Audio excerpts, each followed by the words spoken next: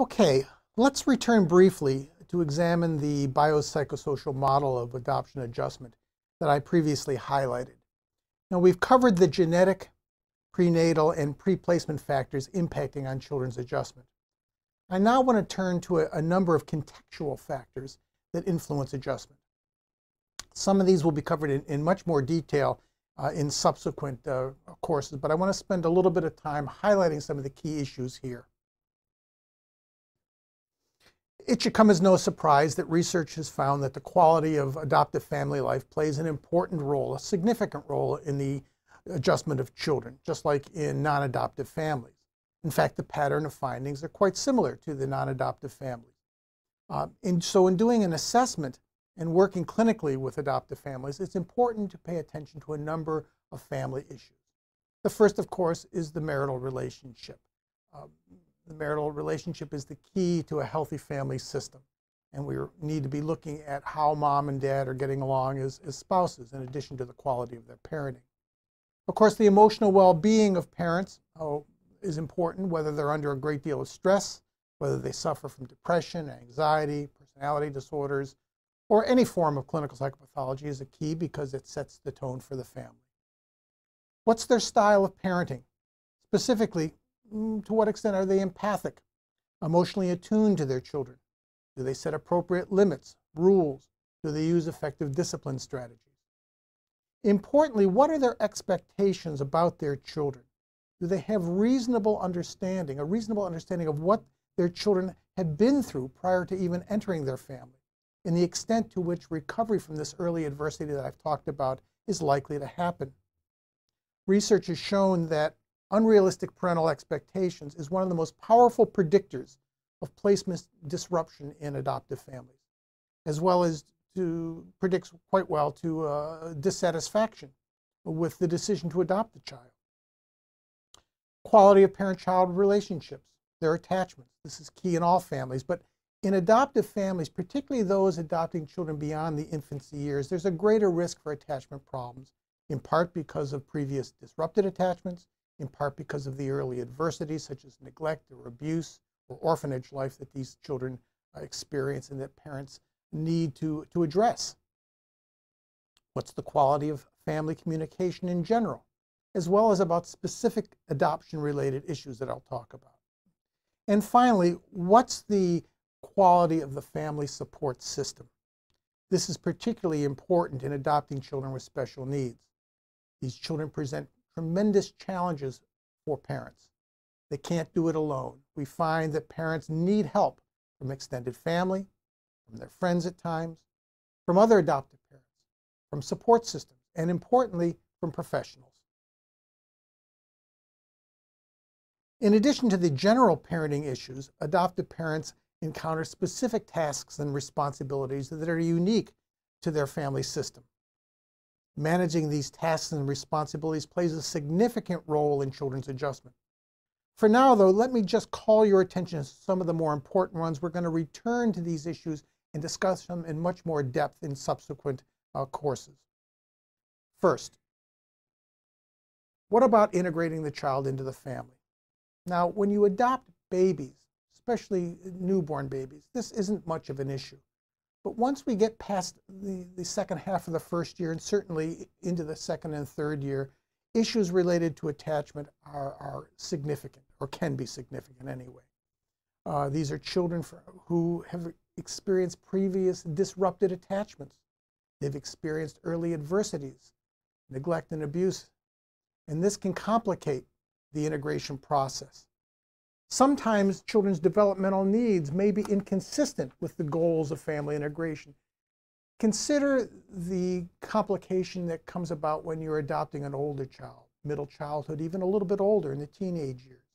Parents are trying to create a closeness. They're integrating the child into a family.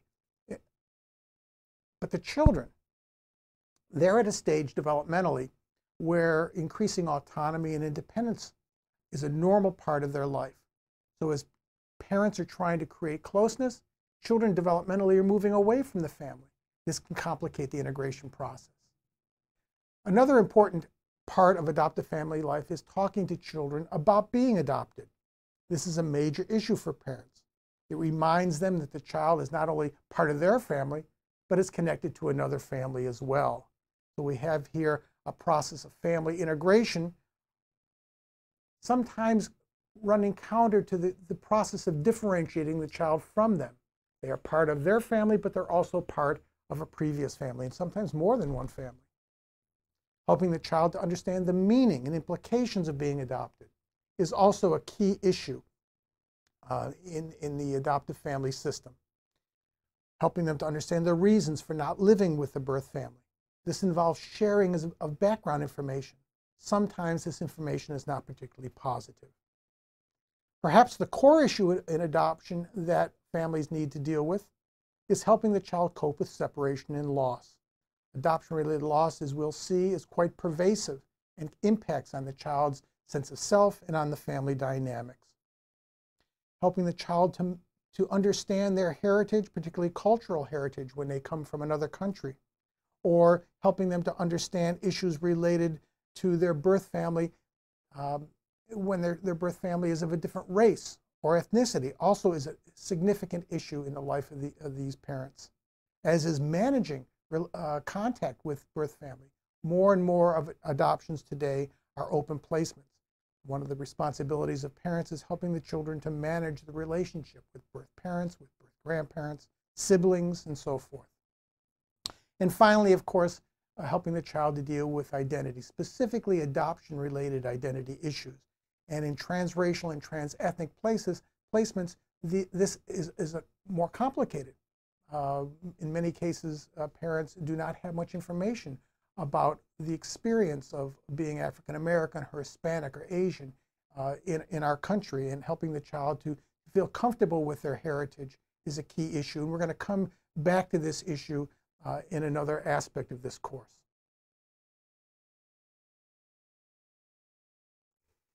As I said, more and more adoptions today are open placements, with adoptive and birth family members maintaining some level of contact over the course of the family life cycle.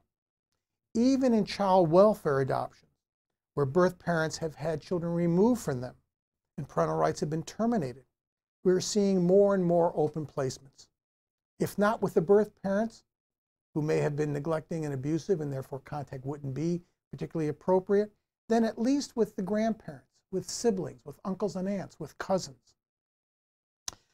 Adopted children's adjustment can be significantly impacted by this type of contact. So in doing assessments and working clinically with adoptive families, we need to pay attention to the emotional stability of the birth family members with whom the adoptive family has contact.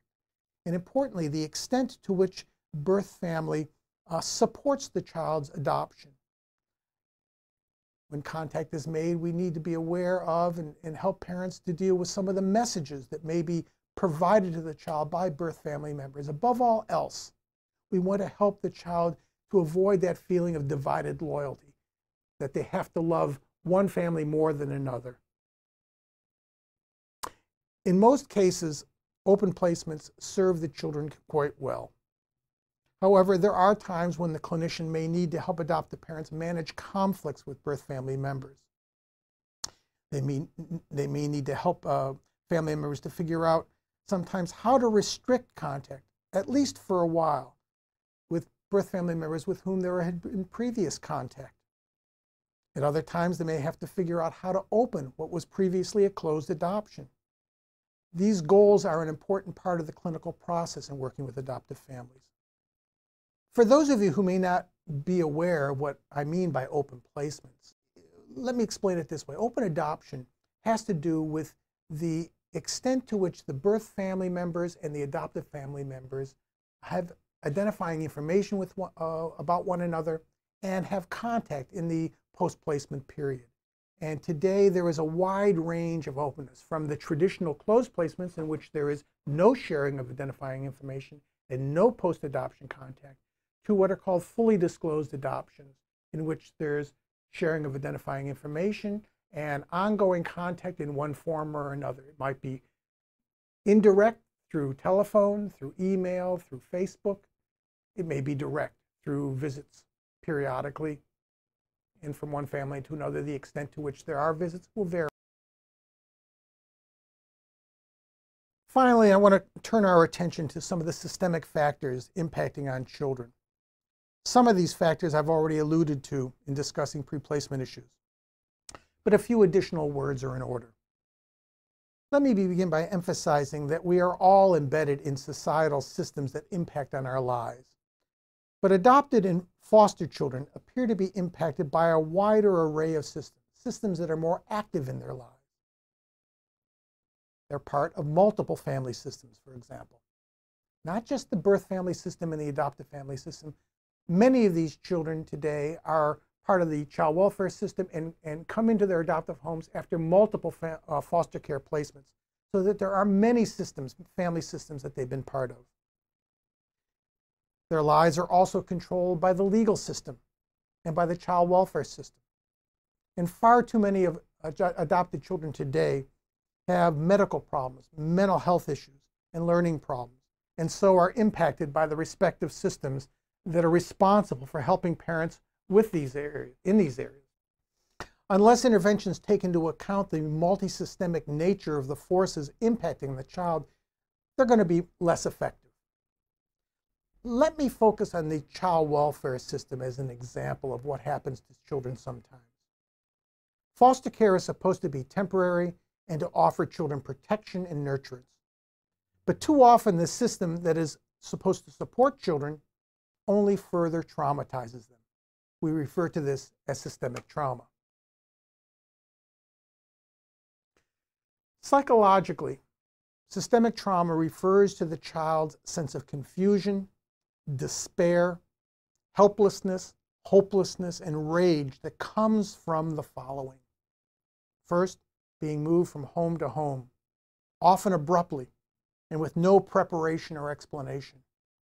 With being forced to establish and then relinquish relationships with little or no plans for maintaining contact with these individuals.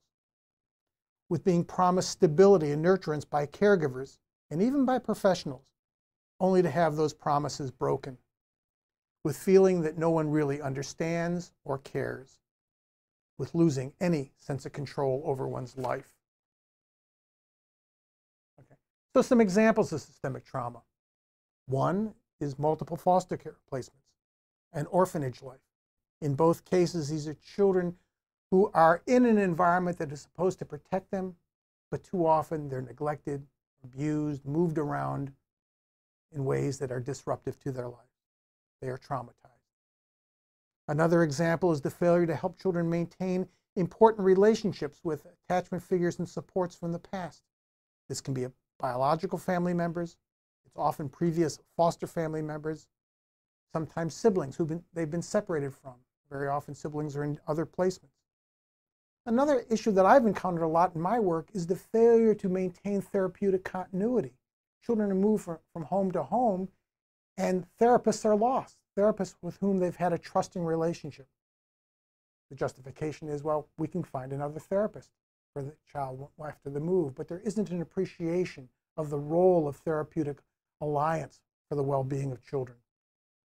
Another example of systemic trauma is the failure to protect children from birth parents who remain emotionally disturbed and re-traumatize these youngsters through unrealistic promises or provocative comments during visitations. Removing a child from a stable and secure parent-child relationship in a foster home in order to place the child with biological relatives with whom they have no previous relationship is another example of systemic trauma. I see this a lot in the work I do in the court system, where a child is in a foster adopt home, been there maybe a year or two, and suddenly a biological family comes forth and says, you know, I want to raise the child. And then the question is, do we maintain the placement or do we remove the child? Too often the decision is to remove the child and return this child to the biological family, but the child has no relationship with the biological family member, and the child's attachment to the foster adopt home is disrupted, thereby increasing his risk. And finally, the failure to provide appropriate mental health supports for children and families when children are in care. Most of the children in foster care today probably can benefit from mental health services. And in fact, many really desperately need it, and not enough are getting them. And so another example of systemic trauma is the inability or the failure to provide for these kinds of needs.